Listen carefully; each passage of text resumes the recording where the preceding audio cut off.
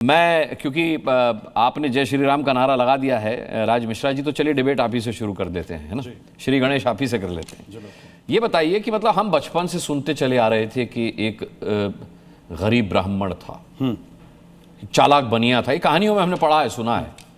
वो कहानी मुझे लगता नहीं कि अभी तक खत्म हुई है। कुछ उसी तरह का साउंड मुझे इससे आ रहा है, घूसखोर पंडित। ये आपको लगता है कि विशुद्ध रूप से एक फिल्मी नाम है या इसके पीछे आपको राजनीति नजर आती है? इस देश का सबसे बड़ा दुर्भाग्य, एक बात आपने बड़ा बीच स्टार्टिंग में कहा कि एक गरीब ब्राह्मण था, लेकिन दुर्भाग्य देख लीजिए इस देश का कि इस देश में उसी ब्राह्मण को कहा गया, नहीं साहब घोड़ी नहीं चढ़ने दिया गया है, नहीं साहब कुएं से पानी नहीं भरने दिया जाता था। अरे यार, ये बड़ा अजीब है कि जब वो हर कथा में, हर पात्र में, हर जगह पर वो ब्राह्मण जब गरीब था तो फिर वो अत्याचारी कैसे हो सकता है? वो पीड़ित ही रहा सदैव, और ये दुर्भाग्यपूर्ण रहा है। तो कहानियों में था ना राज जी, गरीब तो कहानियों में था, कहानियां तो कपोल कल्पित होती हैं। सुन लीजिए, कहानियों में था, सच्चाई में यह रहा है भाई। ब्राह्मण इस देश के अंदर, जिस ब्राह्मण ने सदैव अपने आप को ना देख करके, ब्राह्मण वो जाति रही है जिसने रावण की पूजा ना करके महर्षि वाल्मीकि के रामायण को पढ़ने का प्रयास किया है।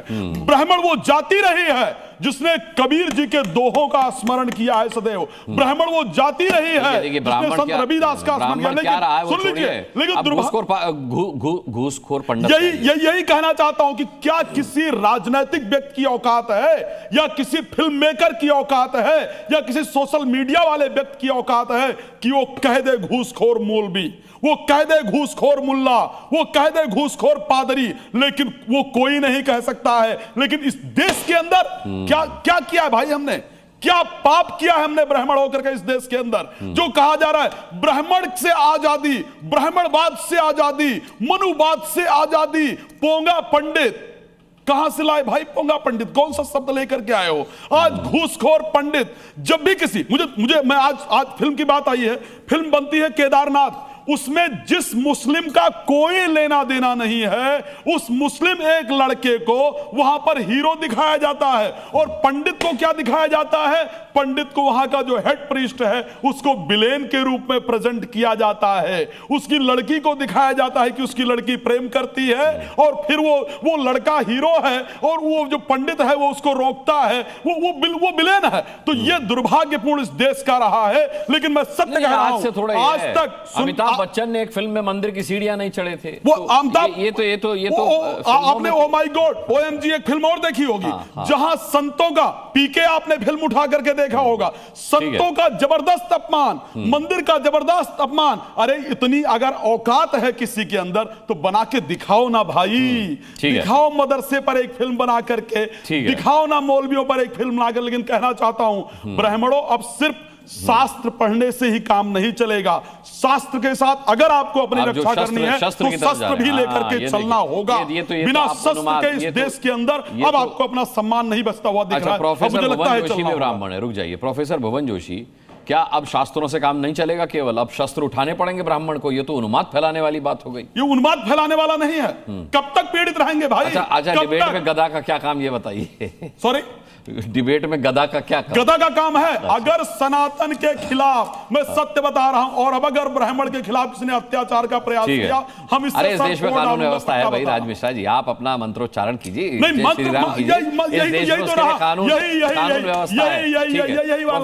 आप मंत्र उच्चारण कीजिए, आपको शस्त्र का क्या काम है? अब ब्राह्मण को परशुराम के पथ पर चलने की जरूरत है। पवन जोशी, देखिए, देश और प्रदेश में जो ब्राह्मणों पर जुल्म और सितम है वो इस समय पराकाष्ठा पे है। अच्छा, और वो हम देख पाते हैं शंकराचार्य के रूप में, जिनको उनका मौलिक अधिकार, वो भी ब्राह्मण थे। ये आपने फेंका, कहना नहीं चाहिए, योगी सरकार ने उनका जो मौलिक अधिकार था, स्नान, वो भी नहीं होने दिया। ये पूरे देश और प्रदेश ने देखा। और जो गौरव गाथा है ब्राह्मण समाज की, उसको इस तरह के टाइटल देकर एक सरकार के इशारे पे, मैं, क्योंकि जो सेंट्रल बोर्ड होता है, फिल्म का सेंसर बोर्ड होता है, ये इकाई में जो सरकार होते हैं उसी के लोग इसके अध्यक्ष बनते हैं। जब इतना बड़ा एक कांड हो गया, एक जाति विशेष, जब इतना बड़ा कांड हो गया सरकार के नीचे, और सरकार की जब किरकिरी हो गई, और वो समाज जो कहते हैं कि भारतीय जनता पार्टी के लोग कहते हैं कि ब्राह्मणों के आशीर्वाद से हमारी सरकार बनी है, लेकिन जब बात आती है उन पे जुल्म सितम की, और बड़ा दुख हुआ आप जैसे ईमानदार पत्रकार मनोरंजन जी, आपका भी एक पूरे देश में एक ईमानदार पत्रकार की आपकी एक अपनी एक अलग पहचान है। और आज भारतीय जनता पार्टी उनके साथ खड़े होने की हिम्मत नहीं जुटा पाई, जो कहती है कि भारतीय जनता पार्टी कहती है कि हमें आशीर्वाद मिला। मुझे कहां से घसीट लाए? मैं नहीं, आपने विषय का जो आकलन करा उसको देश देख रहा है। प्रोफेसर भुवन जोशी के कहने से कुछ नहीं होता है, पूरा देश देख रहा है कि आपने उस विषय को उठाया कि आज जरूरत थी ब्राह्मण समाज को, तो भारतीय जनता पार्टी के लोग यहां पर दिखाई नहीं दिए, गायब हो गए। ये बुआ जी ने उठाया है, मैं हमसे पहले ये बुआ जी ने उठाया। मैं आपको अपना आपका गठबंधन रह चुका है। मैं आपको अपना कार्यकाल याद दिलाता हूं। हमारे नेता माननीय मुलायम सिंह जी ने अगर सबसे बड़ा पार्क बनाने का काम करा लखनऊ का, तो वो जनेश्वर मिश्रा जी पे पार्क बनाया। अरे ये साहस किसी ने करा, तो माननीय नेताजी ने करने का काम करा। और माननीय अखिलेश यादव जी जो हमारे नेता है, उन्होंने हम जैसे साधारण सुदामा को अपना प्रवक्ता बनाया, राष्ट्रीय सचिव बनाया। ये सम्मान देने का काम कोई करता है तो हमारे नेता अखिलेश यादव जी करते हैं। माननीय